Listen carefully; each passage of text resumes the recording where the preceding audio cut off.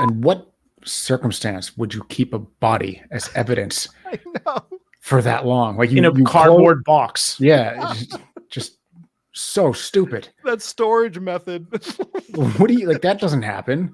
Yeah. Like, oh, go get the baby out of the box. That's where they keep the dead babies for unsolved cases.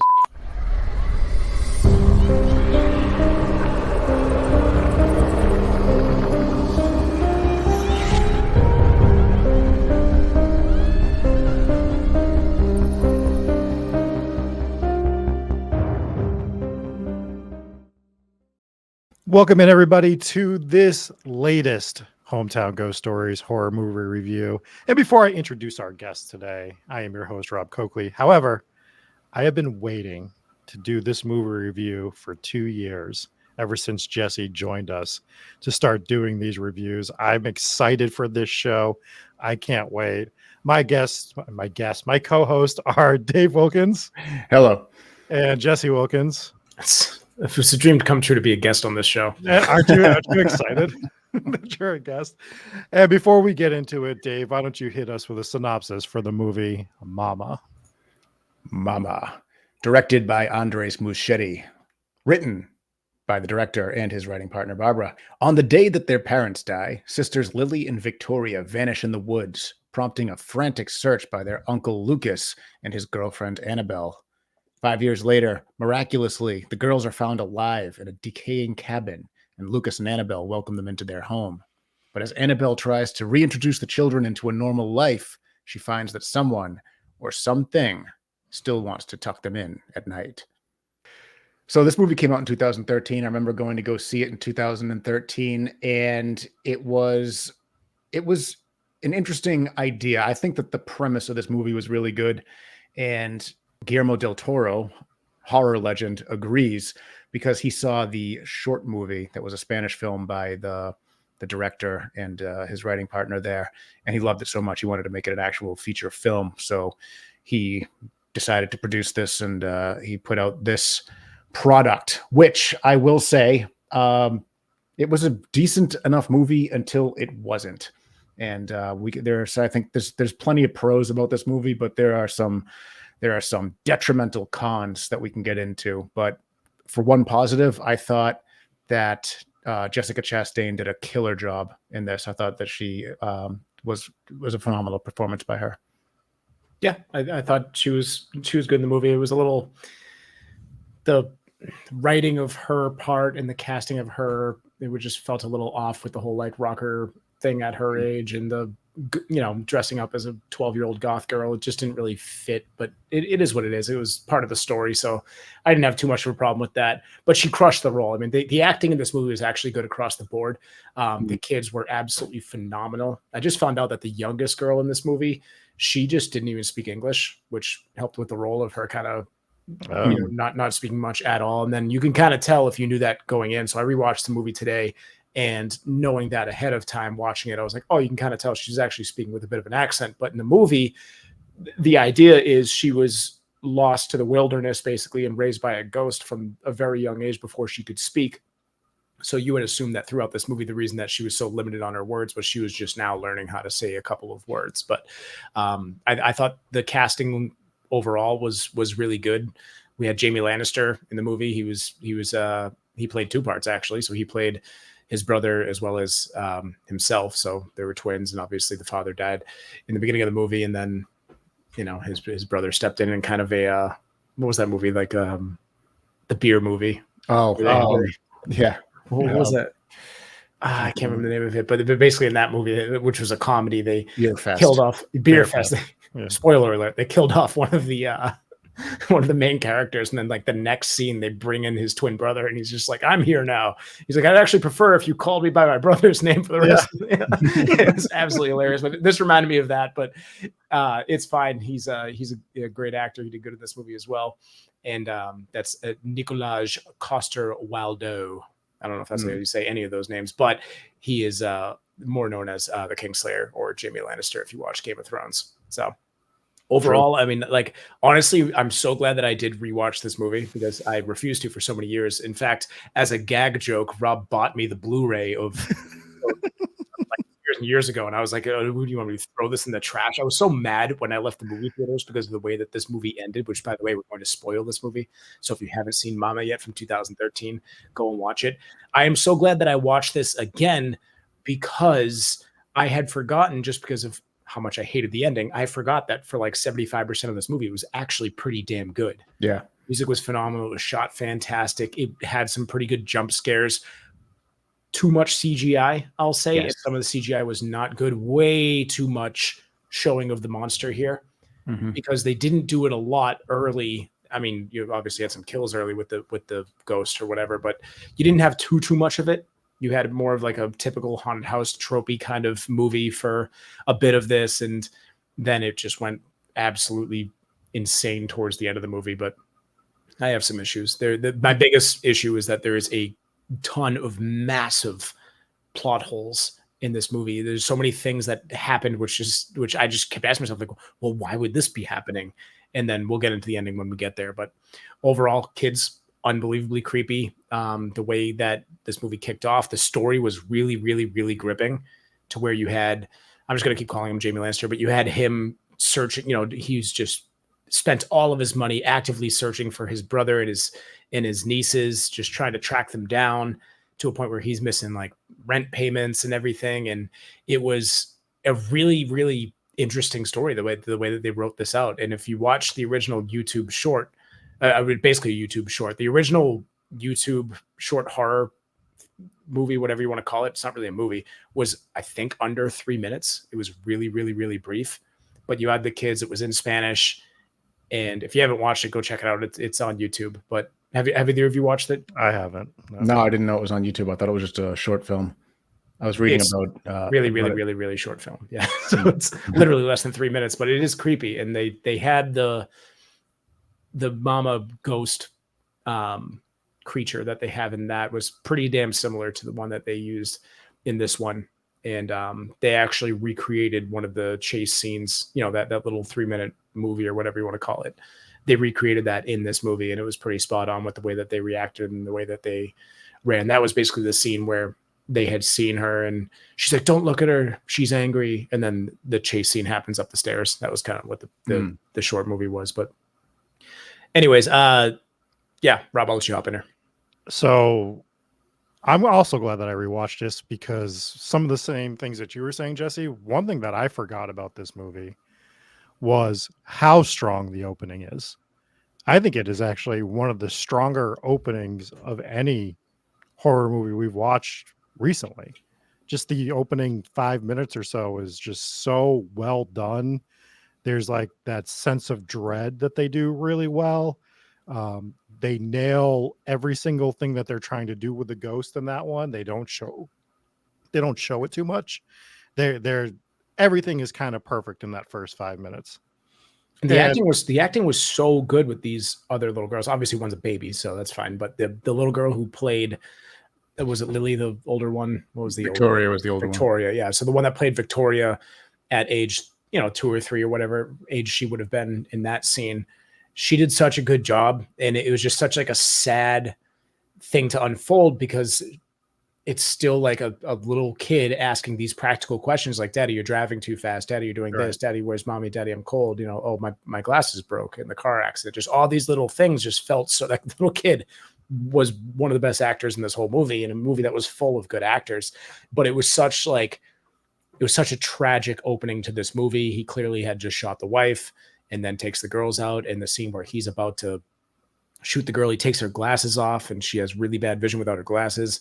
And to a point where he's holding a gun, she can't even really tell what the gun is. So she's like, "What's that, Daddy?" Or so either she had never seen a gun before, or she just couldn't tell because her vision was so blurry.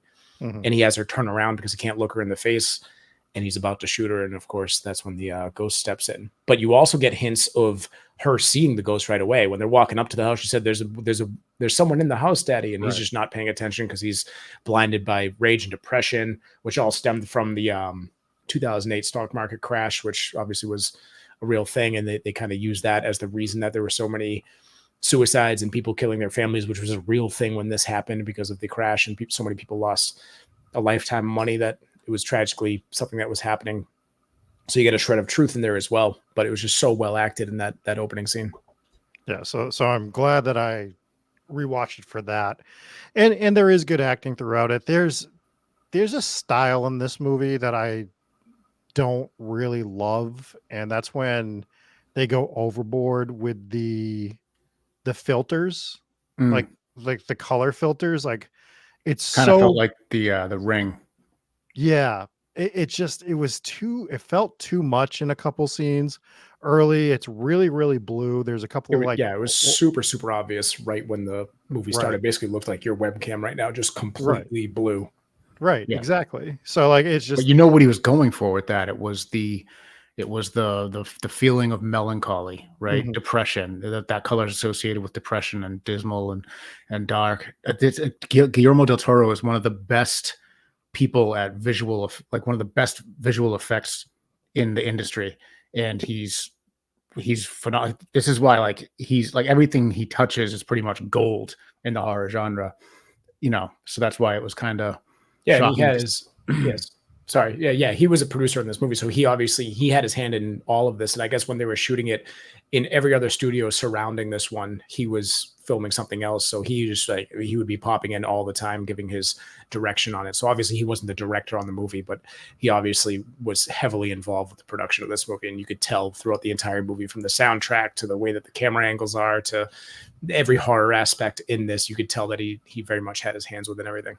Isn't it weird I to just didn't think it worked as well with this movie. Is where I'm going with this. I don't think that the blue worked as well in the beginning. I don't think it set the tone that I'm looking for there. I think that there's a couple other scenes where it's too green. Like they just, I don't know. There's a borderline that you can go over, and I think that they just went over that line a little bit too much in this particular movie. maybe Yeah, you those have are the same take in the Ring. I didn't agree with you then. I don't particularly agree with you here. I like the use of the color filters if you use them correctly. Maybe you could make the argument it was overdone. it was Uh, definitely a little bit overboard. I thought so in the opening scene, but for the rest of the movie, I kind of liked the way that it set the tone of each scene and like the like you said, like the feeling that you're supposed to get when you're watching certain scenes. But overall, I thought the production on this with that kind of stuff, it didn't really bother me too much, but very noticeable in the opening scene. Isn't it interesting though that a poorly executed ending can completely ruin the movie? Because we've gone years, right, since we watched this movie, thinking this was the worst movie ever made, and then we go back and rewatch it and was like, oh shit, this movie was pretty good until they fucking blew it at the end with a dumb monster, stupid CGI, and just one of the worst written endings to any movie ever. And it's just like it makes you forget that most of the movie was actually pretty good, and it's like I completely forgot this movie was almost good.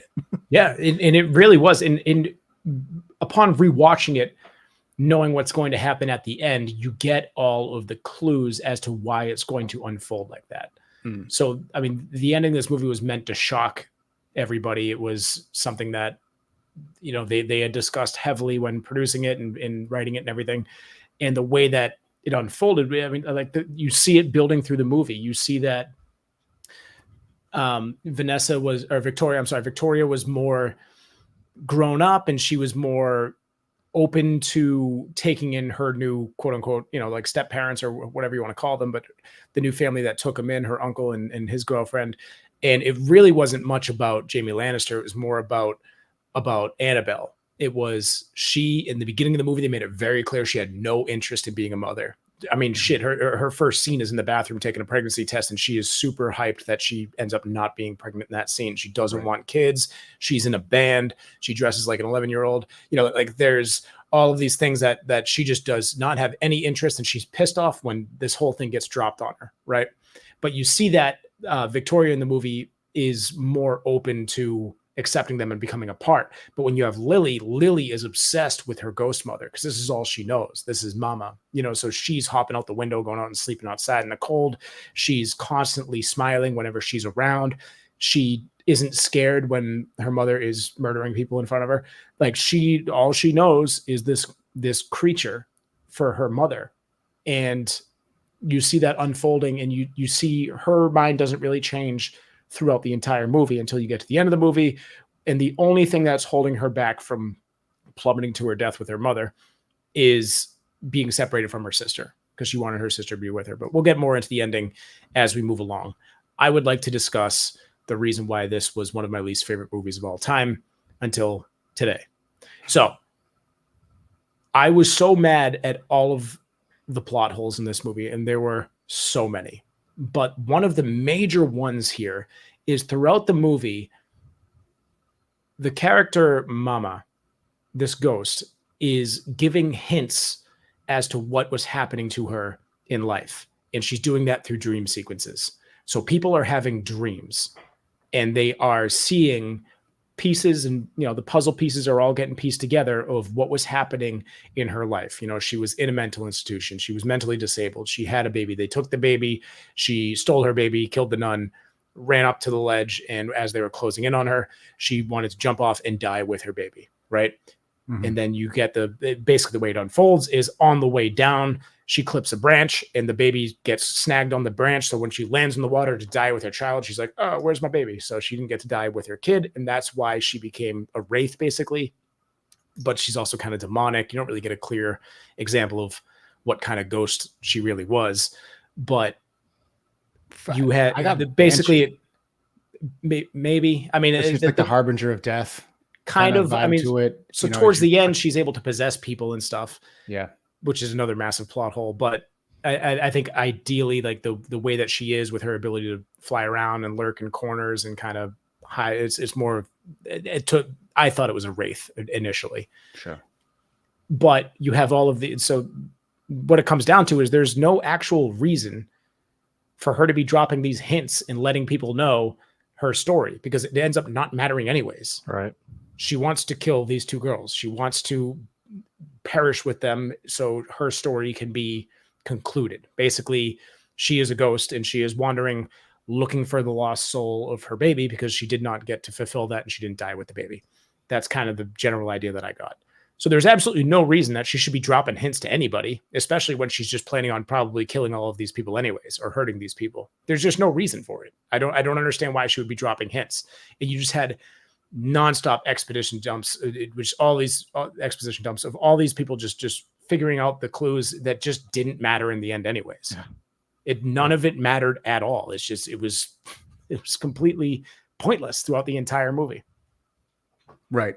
Well, I mean, I guess if you look at it in retrospect, if her original plan was to get both the girls, maybe, she didn't, maybe she would have if they didn't figure it out. But I know Guillermo del Toro, such a hard name to say. Guillermo del Toro said in an interview that was the only possible ending. There was no other options like that. He said that was the way the story had to end. Well, I just think that's preposterous. It is because such a bad ending. I don't even know what you could have done with this ending, but they hinted towards the possible happy ending, which was when they brought the skeleton of her actual baby. I'm like, here's the thing you've been looking for the past 100 years or so. Like here is your baby. We're giving it back to you. And she takes the baby and then she just fucking yeets it off the cliff. Like absolutely no interest. But for a moment, you had the ending. You had the ending that people kind of expected, and it wouldn't have been as chaotic as the ending that ended up happening, which is she now drops off and slightly avoids that branch and doesn't, although it would have been kind of funny if she fell off and again the baby got snagged on the branch, but that didn't happen. She just chucked it off and was like, I'd rather have these ones that aren't actually my kids. It's just, why? I don't know. But why even bother with that? I mean, this was Annabelle's plan. She wanted a living soul. Sure. I mean, she's not a living soul. What's the difference? I don't know. But I guess that would be the reason. But so the ending is I didn't like it, but it was almost shocking and in a way a happy ending. Though the young girl who ended up going off with the ghost she wasn't necessarily killed either. It's not like you saw them splat on the rocks or anything. She jumped off the cliff with her and they poofed into moths. Yeah, that's what they should have done. And that would have been way more shocking. That would have been way more shocking. But then you kind of got the hint at the end that the girl was still with her sister because the moth landed and whatnot. So really, if you ask me personally, and my personal opinion is, I want an ending that sits with you and that bothers you, and I'm always looking for in horror the disturbing ending, and this was like almost that, and then it wasn't. So it was like, it almost felt like a cop out, right? Like they wanted to give this like big shocking ending, but then they kind of like put a little happy twist in the end, which is the exact fucking opposite of what I'm looking for in a horror movie. It was so stupid too. Like there was supposed to be a Mama 2 that was supposed to come out in 2020 and it got put off because of the pandemic. But what is Mama 2? And it was supposed to be the same character. Annabelle is supposed to be reprieved. Is she in jail? Because let's address the biggest plot hole ever is you lost the kid. And are you going to tell the police that story? Well, Ghost wanted to jump off a cliff with her. Ghost got her, but good news, she's a moth. Oh, and that other dead body? Who knows? Ghost also got that dead body. Yeah, no, there's 2 dead bodies in that cabin as well. Because you have the aunt, this is the biggest one. The aunt who showed up at the house for no other reason than to get possessed so she could drive the kids to the cliff because it was really far away. Otherwise, the kids aren't getting to that cliff. That was the only reason she was there. I know what the plot was. She was showing up to get evidence that the kids were being abused. But in reality, the kids needed a ride 5 miles away to that cliff, or however far away it is to that cliff. And also so stupid when Annabelle is driving to the cabin and Jamie Lannister just comes strolling out on the road and she almost hits him. She's like, oh, I guess we're both here now. Like this is like the whole coming together at the end of the movie was so chaotic and stupid. Like you have Aunt who shows up for no reason. Like, I'm gonna show up in the middle of the night and take pictures in the dark. Like, what are you gonna get? Like, the kids are likely in bed. If you're trying to show up and get evidence that these kids need to be removed from the home, what you don't do is show up in the middle of the night and take pictures of them happily sleeping in their beds or under the bed, I guess, for the younger one. It was like, so really the writing on that was, well, we need to figure out how the kids are going to get from house to cliff. And that requires a ride. So let's have Aunt show up and get possessed by Mama, which by the way, ended up to the worst scene in this entire movie was when she gets possessed and she turns around with that big dumb face. And it was, Dave, please put an image of that on the screen right now. And this was I laughed out loud. I couldn't stop thinking about this after. Sometimes I just Google an image of, what was her name? Janet in the movie? Oh no, Jean. No, it was Jane. No, it was Jean.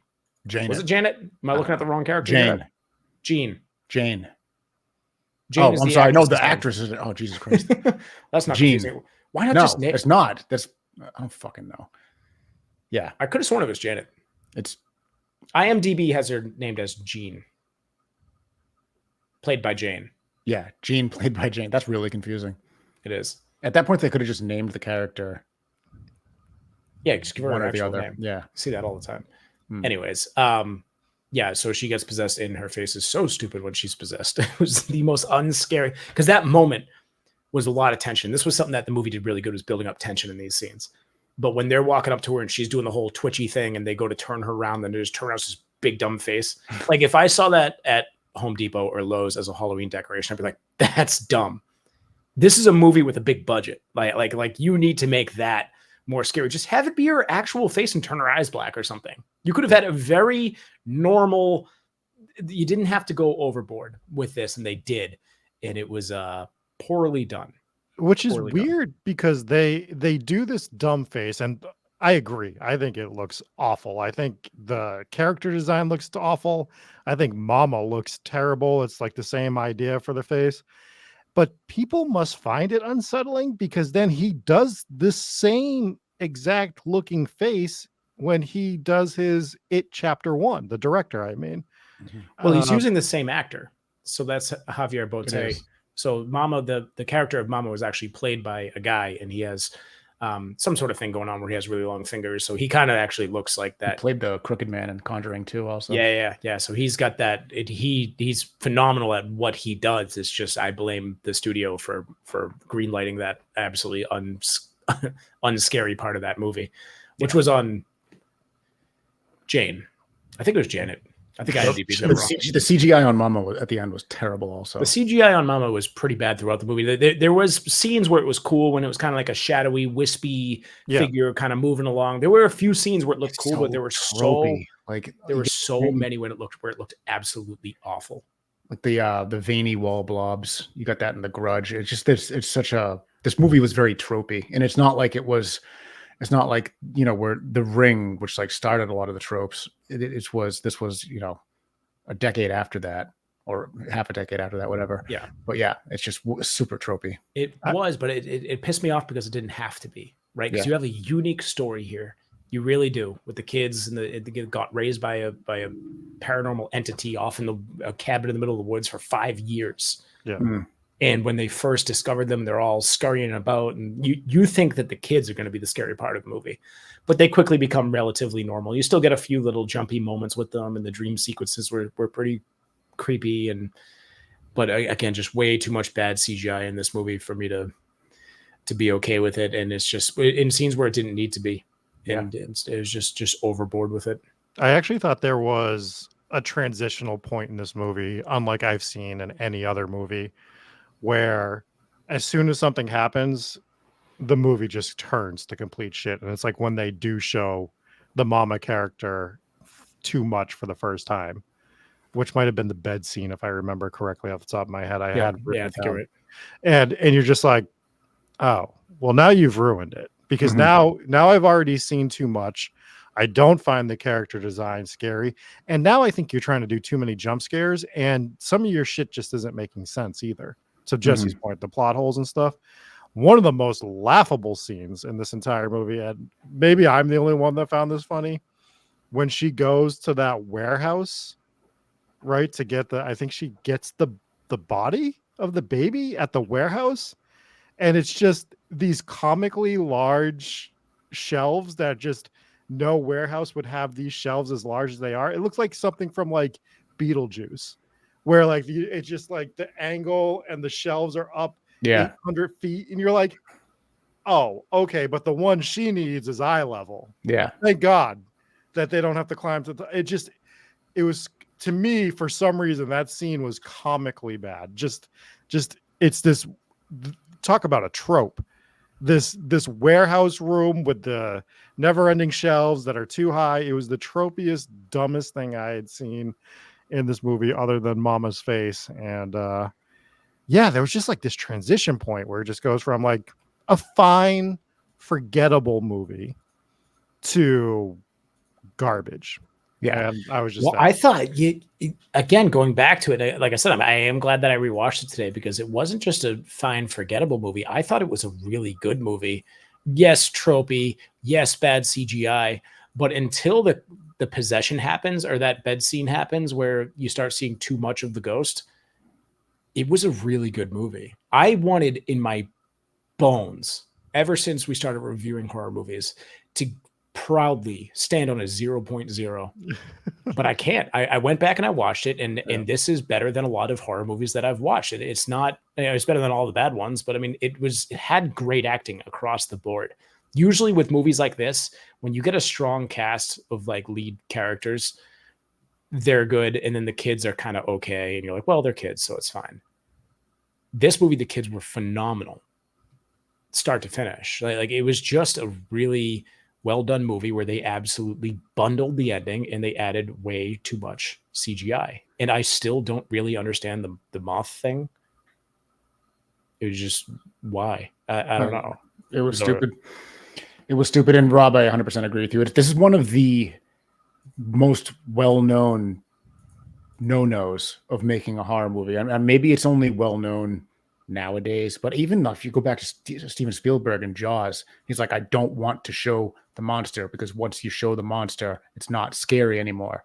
The idea of something looming that you don't know what it looks like or really what exactly it is absolutely terrifying, and you ruin it the second you show too much of it, especially if it looks stupid like this one did.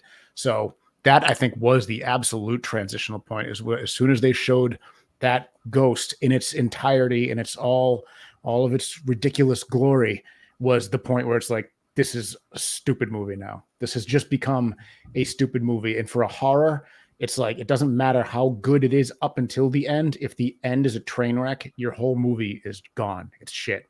Yeah. You have so many movies. This is one of the biggest things that I mentioned when we cover, obviously we cover all horror movies, but I always bring up, I'm like, horror movies, they'll either end in an exorcism, they will end in bad guy wins scenario, which is usually the best of the horror movies, or they end in complete chaos. And this movie was complete chaos, and it just did not work. I respect the idea of killing off one of the kids at the end. I think that's a really sad and eerie way to end the movie. But the way that they did it was so Disney. It was just stupid. I guess she's a butterfly now. There's a moth, and she landed on my finger to say goodbye. Like okay, never mind.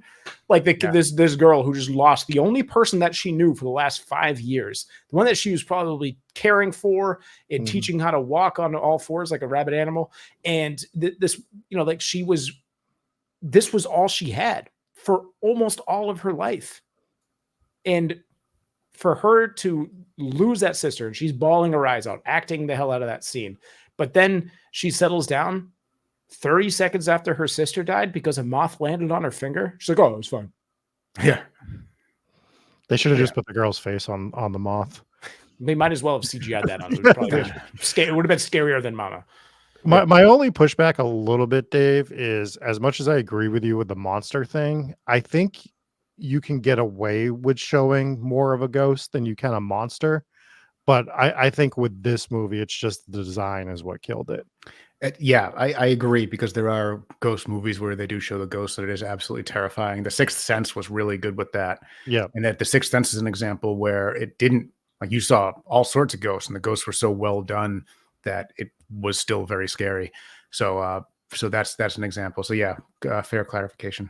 Yeah, you know what, Rob, I didn't know if I agreed with you on the warehouse scene, because I was thinking like, evidence. This is basically where they would store evidence from crimes, but I had to go back and pull a picture of it, and it is actually absolutely bonkers. Like it's insane, ridiculous. They like, these are the people down here, and judging by scale here, it's about 200 feet tall of shells and boxes. Like, it's too much. You know what it reminds me of? It's that end scene in Raiders of the Lost Ark where they're putting the Ark away at the big warehouse. I saw like the scale, like as they're going, I'm like, what is this place? Like, where do you even have this thing? I think what they were going for was this is a case that's 120 years old, or I don't remember what year it was supposed to take place. So this was, we got to go to the big warehouse, which has all of the evidence from a long time ago. So they went to the big warehouse. What circumstance would you keep a body as evidence? I know. For that long, like in a cardboard box. Yeah, just so stupid. That storage method. What do you like? That doesn't happen. Yeah. Like, go get the baby out of the box. that's where they keep the dead babies for unsolved cases. Yeah, not even an unsolved case. They knew what happened. Go bury that body. Go bury the baby. Yeah, don't leave it in the tall warehouse. How about bury all of them? How about bury all of those bodies that are in cardboard boxes? Okay. Also, it's like it took Jaime Lannister so many years, 5 years of searching all over to find this cabin in the woods that everyone keeps stumbling across the rest of the movie. It just seemed like it was way too easy to find after the fact. Yeah. And also like they're planning on going into the woods, and this happened twice, at least twice. I think the doctor went into the woods. Although no, he brought a flashlight, but it died, right? But you got the Kingslayer just going through the woods with no flashlight, and he happens to find. It's like, dude, bring a flashlight. Like, you're going into the woods by yourself. The first item you should grab is a flashlight. Yeah, didn't bring a flashlight. Also, isn't the cabin kind of stupid? As much as I love that opening scene, and I think it's really well done, wouldn't it have made more sense for him to stumble out of the car with the two girls and end up at the cliff with nowhere to go, and that's why he's about to take him out, because that's where she fell from? Right. The cliff was right in the backyard of the cabin, according to the end of the movie. So throughout the rest of the movie, it seems like it was a little bit further away, but the cabin I felt was fine, but it actually looked like the things inside the cabin were a little bit too modern when they first walked into it. They felt like that cabin had been abandoned for a long time, but the furniture it just didn't look like it. Like, nature should have taken over if it was that abandoned for that long. I don't know. If you go back and watch it, like the interior of the house looked okay. Obviously, after the kids had lived there for like 5 years, and they went in, it was really kind of more so decayed. But that probably should have been how it looked when they first walked into it. It almost looked like someone still lived there when they went there the first time. That's a good point, because when I watch these like mowing videos on TikTok, and it goes up to the guy, he goes, has this been abandoned? They're like, yeah, no one's been there for like 9 days, and it's like a forest inside the house. All of a sudden, you're just like, Jesus Christ, it's already covered. So yeah, it's a good point, Jesse. But anyways, that is sort of gonna do it for this review. We should get some scores, right, guys? Let's do it. I'll go first if you guys want, because Sure. I'm gonna give this a 1.4. I just don't think it's that good. I think there is some good acting. I have some problems with some of the cinematography, not all of it, but I would give it more. If it was just the opening, it would be in the 4s, but God, I don't like this movie. I hate the character design. I hate some of the stupid shit. That warehouse is minus half a star right away for being so stupid. That is, I mean, I have other notes. I said that the bedroom scene where she was in the bedroom and the ghost shows up, it starts off okay, and then it's a train wreck, and it just kind of goes. And the arms on this ghost are silly. Mhm. Just we didn't even talk about that because we're so focused on the face. The arms are silly. It's just, I don't know, man. I think they were trying to tie together when the nun jumped and hit the branch that her arms got all fucked up. Fine. But Fine. It still looked stupid. I agree. Yeah. I agree. I had this at a 2.6. I thought that it did start off pretty strong. It was really well acted. And I mean, it could have been in the 4s if they stuck the landing, but the ending was such a blunder that I can't put it over I can't give it a 3-star. So Wouldn't have even been a movie if Mama had stuck the landing. true. That's true. Yeah. It's just too many plot holes. I just don't, it doesn't make any sense. And what in the world were they thinking for Mama 2? Now, I believe it's suspended indefinitely, so I don't think they're actually going to do it anymore. But if it's going to be a brand new story with brand new people, that's fine. But they were bringing back same ghost, same Abigail. What is the story? So she must be in prison or getting out of, or she just gets out of prison for losing her kid or losing the kid that she was in charge of. And why is Mama back? So what? Your human sacrifice wasn't enough? Is she going to come back for the other daughter now? I don't understand where they would go with Mama Part 2. No, but the CGI took me out of this movie, and then the ending was absolutely bundled. And then when you kind of rewatch it, you realize like why would she be revealing this secret? Why would she even tell these people? Yeah. Why was she playing the I'm going to flicker the lights today? Like, you know, these horror tropey movies. Why was it a slow build up to what she was capable of? It just, maybe she was testing out if Abigail could have been a good mother, but she's so quick to murder people in other scenarios that why wouldn't she, when protecting her own kids, in noticing right away that Abigail wasn't mother material, which in the beginning of this movie, they made it very obvious that she wasn't and didn't want to be mother material. So why would Mama spare her for the whole movie? Like, well, let me feel it out for a few months. You know, like it's like, no, this is a demonic murdering ghost that her only job now is to protect these two kids and kill everyone around them.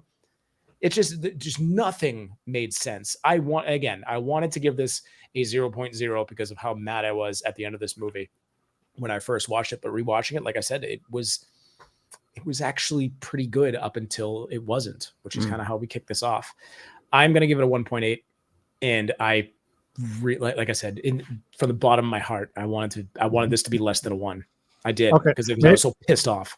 Maybe I can help you lower your score. How about the scene where the wig is just going across the floor? Oh yeah, okay. So we're down to a 1.4. That's another point too. That was, and why wouldn't she back away from that? Like there was a hairy creature.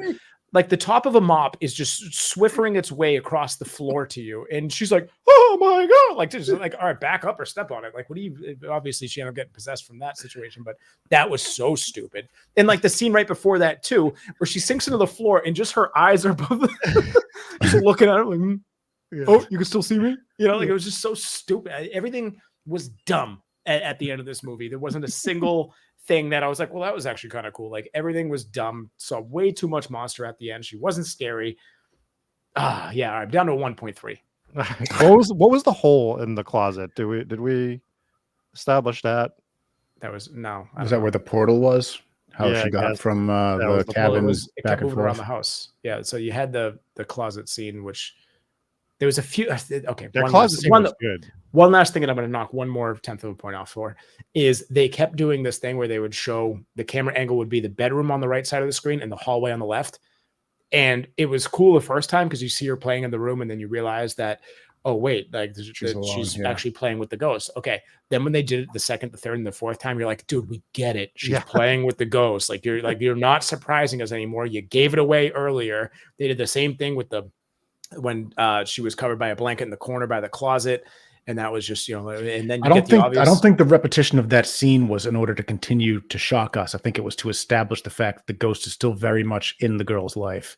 Sure. Consistently. Yeah, but do it in different ways. It just, but they kept doing it like they did the exact same thing with the ghost in the corner, and she goes up because the kids are downstairs burning breakfast, and she goes into the room, and there's the ghost under it looks like one of the daughters under the blanket playing in the corner of the room. And so she assumes it's one of the girls, and she turns around to do something else, and then obviously it's the ghost, and it comes under and goes back into the closet. She hears the closet door close, and that's the first time that she sees like the portal in the closet or whatever. Everything sucked. It was so stupid. All right, we're down to a 1.1. Well, before Jesse's able to get this down to his 0.0, why don't we wrap this up? Target 0.0. His target 0. It'll get there eventually if I keep thinking about it. If he keeps thinking about the movie. See, he's getting more mad. This is what I wanted to start with was this anger that was building in Jesse for 30 years since we went. I'm guessing we went and saw this in the theaters together. It's what it feels like. I don't remember for sure. But anyways, that's going to do it for this horror movie review. I've been your host, Rob. That's Dave and Jesse. We'll catch you next time. Peace.